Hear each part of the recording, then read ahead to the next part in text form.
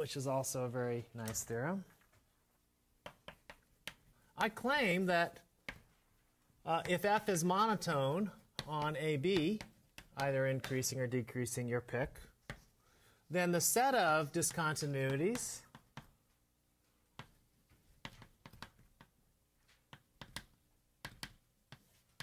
what do I mean by that? The set of points where the function's discontinuity here.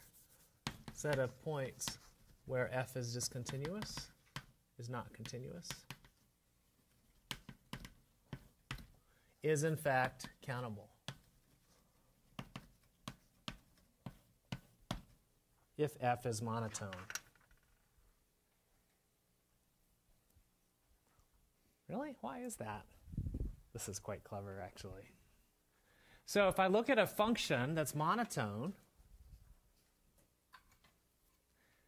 then if it has discontinuities, they're basically jump discontinuities, aren't they? Right? They jump around, right? Okay. So why do you think there can only be at most countably many discontinuities, countably many jumps? This is a clever idea when you see it.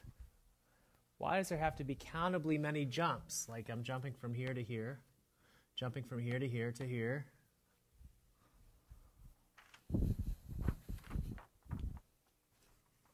Let's see. Well, for every point, it has a left limit and a right limit that exists, yes?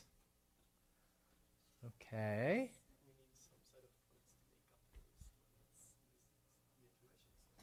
Yeah, so Aaron's saying, look, this point has a left limit and a right limit. Okay.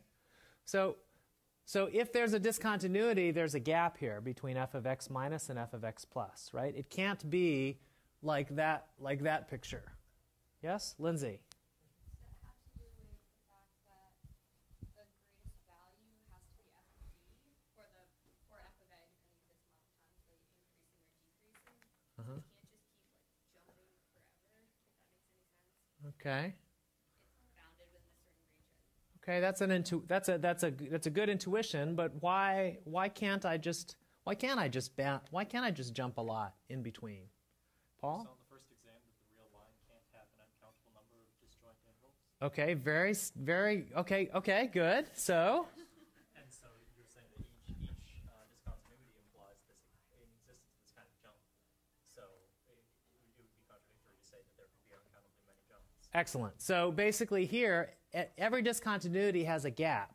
Those gaps are intervals. Those intervals are all disjoint because this is monotonic.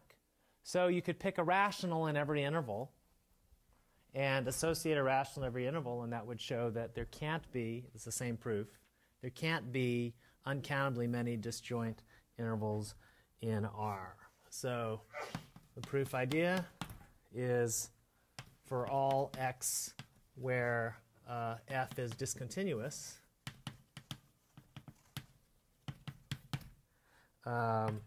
pick R sub x such that R sub x, let's pick this in the rationals, such that R sub x actually lives between f of x minus and f of x plus. Okay. So the thing to notice is that if you have two discontinuities, the R you pick is actually going to be different. So if x and y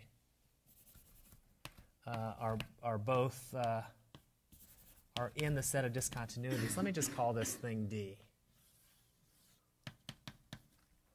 If x and y are in the set of discontinuities, R sub x does not equal R sub y because f is monotone. So what you'd have is a one-to-one correspondence between the set of discontinuities and a subset of the rationals. Nice. Okay. Okay. So what does this mean? Well, one of the consequences of this is, in fact, if the function that Jenny worried about actually existed, then that function couldn't be what? At least this theorem would say it couldn't be monotonic. If you're going to construct a crazy function that, in fact, is not continuous at, it's not this picture, it's the one I erased, that is not continuous at the irrationals, but continuous at the rationals, then it can't be monotonic. Interesting. Okay. Good. So now is actually a good time to take a couple-minute break, and maybe we'll talk about the exam after the break. That's probably the best thing.